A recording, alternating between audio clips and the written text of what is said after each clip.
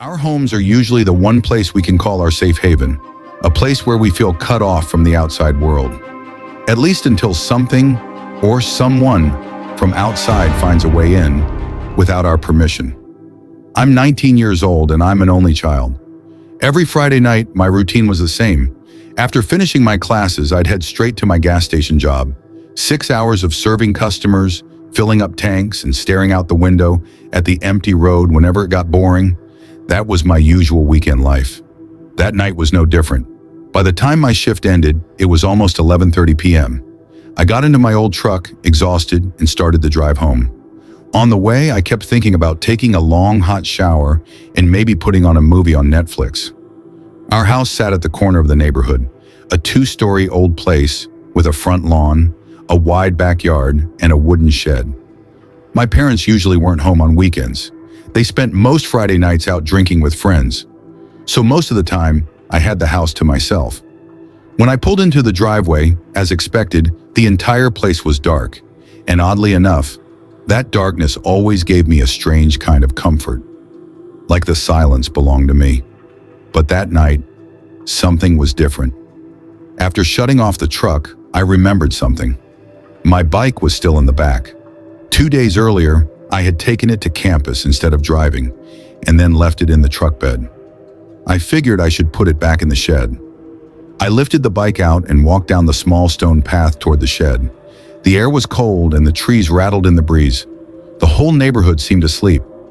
Somewhere in the distance, a dog barked, then silence. I opened the shed, set the bike inside, and pulled the door shut. That's when I glanced up. The bathroom light upstairs was on. I froze. When I first got home, the entire house had been dark. So when had that light turned on?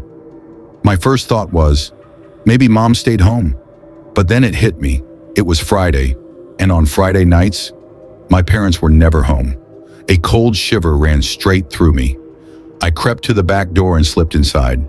Darkness and silence. My hand reached for the light switch, but something inside me told me not to. I wanted to call out, "Mom? Dad?" But an even stronger instinct told me to stay quiet. The silence in the hallway was heavy. I could hear my own breathing. The wooden floor creaked beneath my steps as I moved slowly toward the staircase. Halfway up, I looked ahead. The bathroom door was shut, but a thin strip of light glowed from underneath. I whispered softly, "Mom? Dad?" No response. I tried again, a little louder. Still nothing. A thought came. Maybe Mom was taking a shower, maybe with headphones on. I stepped closer. The door was locked from the inside. I stood there, heart pounding so hard it felt like it was trying to break out of my chest. Suddenly, the phone rang downstairs. I jumped, spun around, and rushed back down. I picked up. It was my dad. As usual, he sounded drunk. He just wanted to know if I'd gotten home safe. I gave a nervous little laugh. "Yeah, I'm home. But did you leave Mom here alone?" There was a pause, then he said, sounding confused, "What are you talking about? Your mom's right here with me." The phone almost slipped out of my hand. My eyes slowly lifted toward the top of the stairs. The bathroom light was still glowing under the door, but now there was something else. 2 shadows. Feet. Clear as day. Someone was standing directly behind the bathroom door, facing me. A cold chill ran up my spine. Dad was still on the phone asking what was wrong, but I couldn't speak. I blinked, looked again. The feet hadn't moved. I hung up the phone and bolted straight out the back door. My chest felt tight, lungs burning as I crouched behind the bushes in the yard. My own house loomed in front of me, silent, watching, as if it knew there was someone inside. A few moments passed. Then, the bathroom light went out. I gasped, a sharp, shaky breath slipping out. I called the police. About 10 minutes later, the flash of red and blue lights cut through the street. Officers went inside, searched every room, every closet. They found nothing. One of them even suggested maybe I'd imagined it. Maybe I forgot turning the light on myself. But I knew what I saw. The shadows. Those feet. Standing there. They were real. Since that night, I've never truly slept peacefully in that house again. Even now, whenever a door shuts on its own, or when a light flickers in the middle of the night, I can't help but feel maybe he came back.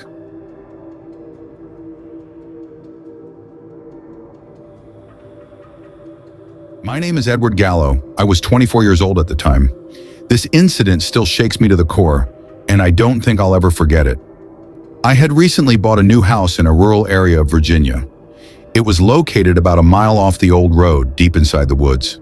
The house was surrounded by thick trees, tall pines, and old fences beyond which there was only darkness and silence.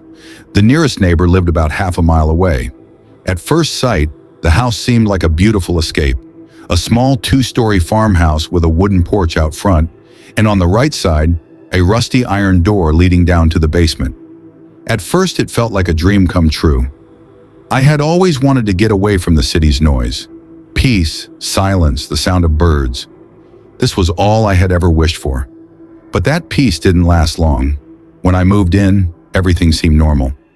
The boxes were still unpacked when evening fell.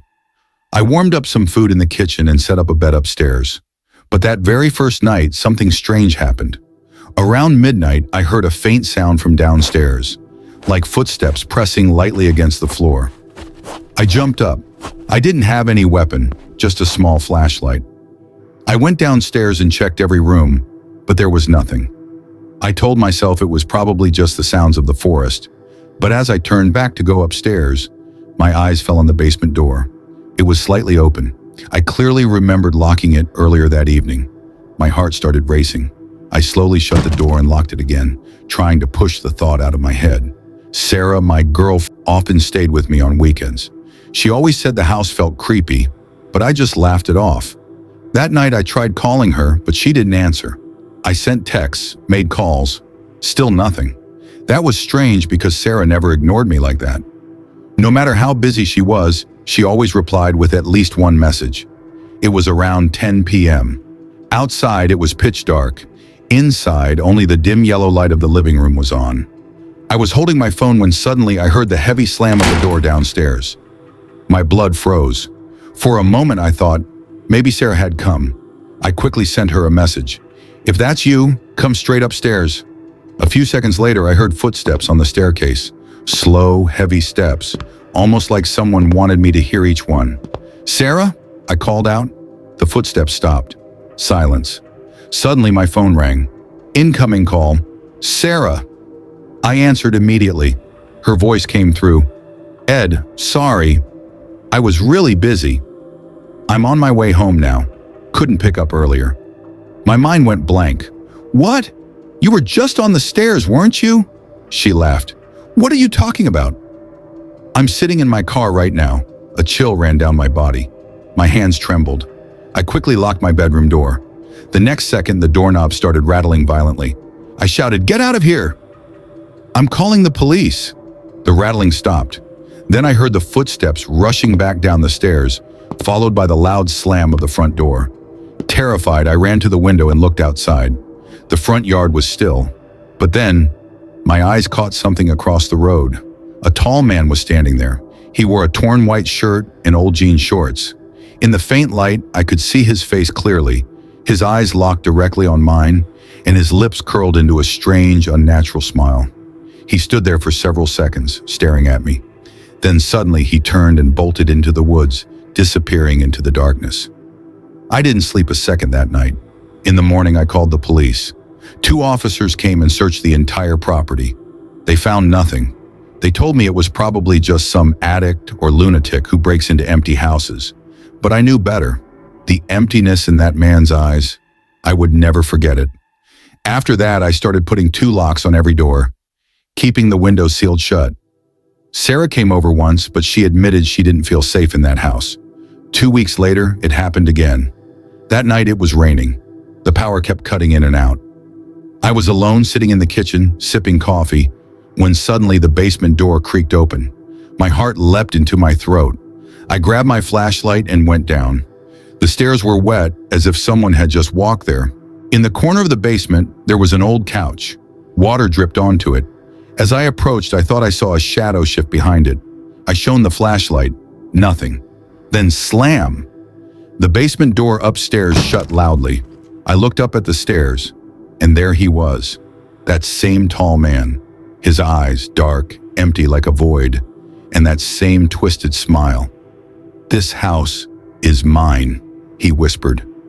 I hurled the flashlight at him and sprinted up the stairs, bursting through the door and running straight to my car. I sped away into the night. I never went back to that house again. Later, when the police came, they moved the old couch in the basement. Underneath it, the ground had been dug up, like something was buried there, but they found nothing. Who was that man? A madman, or the spirit of the house's former owner? I'll never know, but one thing's certain, I'll never forget that smile.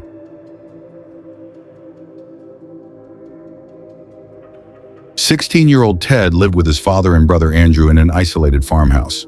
One night when Ted returned home on his bike, he noticed that the basement doors were wide open. The driveway was empty. Ted called for Andrew. Andrew swore he hadn't gone downstairs all evening.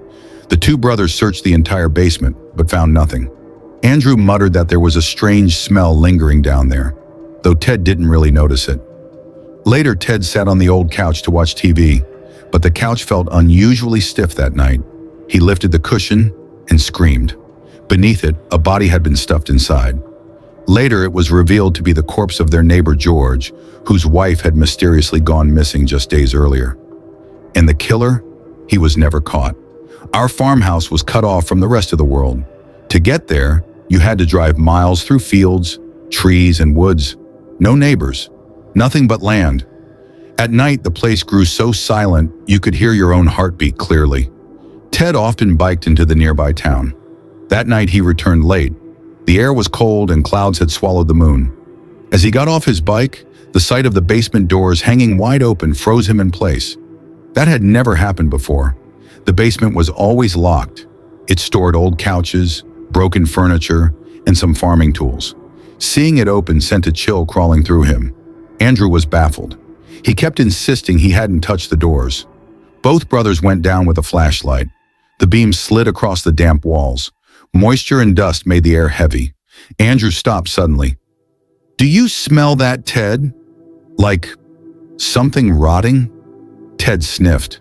To him, it was only the musty scent of old dirt and dampness. "Maybe it's just your imagination, Andrew." But Andrew's eyes flicked nervously around the basement, unsettled. They searched every corner, but found nothing unusual. Finally, they shut the doors and went back upstairs. Ted was exhausted. He collapsed onto the old couch in the living room. The couch had been there for years. From the first day, it had always felt a little off, but tonight it felt unbearably stiff. He shifted around, but the discomfort only grew. Finally, he lifted one of the cushions. Beneath it was a dark gap. He reached his hand down and struck something hard. His heart stopped. He yanked the cushion away and screamed. A body, cold, rotting, eyes wide open. Andrew rushed in. One look at the body and he staggered backward, horrified. The smell was overwhelming now, suffocating. They called the police. Hours later, investigators arrived. When they identified the body, everyone was stunned. It was George, their close neighbor. George's wife had gone missing only a few days before. Everyone assumed she had gone to stay with relatives, but now George himself was dead, and his wife was nowhere to be found. Police scoured the farmhouse. No forced entry, no signs of a struggle. So how had someone brought the body into the basement? And when? More importantly, why hide it inside their couch? Ted and Andrew never slept peacefully again. Every noise jolted them awake. Sometimes they thought someone was standing outside the window. Sometimes they swore they heard footsteps in the basement. Their father, usually a silent man, grew pale and withdrawn. He padlocked the basement doors. But fear isn't something you can lock away. A few nights later, Ted felt the couch shift beneath him, as if something inside was moving. He shook Andrew awake. Both of them turned on the light. The couch sat still, silent. Andrew tried to reassure him. "It's in your head, Ted." "We saw the body. It's gone now. Nothing's left." But Ted couldn't shake the feeling that the couch still held a secret. A week later, George's wife was found. Her mutilated body surfaced in the fields. Signs of brutal violence scarred her corpse. When Ted and Andrew heard the news, they trembled. If both husband and wife had been killed, Where was the killer now? And why had he dragged George's body into their farmhouse? Was it a warning or something more personal? Police continued their investigation, but the murderer was never caught. Within months, Ted's family abandoned the farmhouse, but the memory followed him. Every time he tried to sit on a couch, his nose caught the phantom stench of decay. Every time he closed his eyes at night, he saw the dead man's open eyes glaring back from the shadows. Even years later, the thought brings a shiver down his spine, and the most terrifying question of all remains. If the killer was never found, then maybe, just maybe, he's still out there. This story isn't just about a body or an old couch. It's about the horrifying truth that sometimes the darkest things hide within the walls of our own homes. And when they finally reveal themselves, life never feels the same again.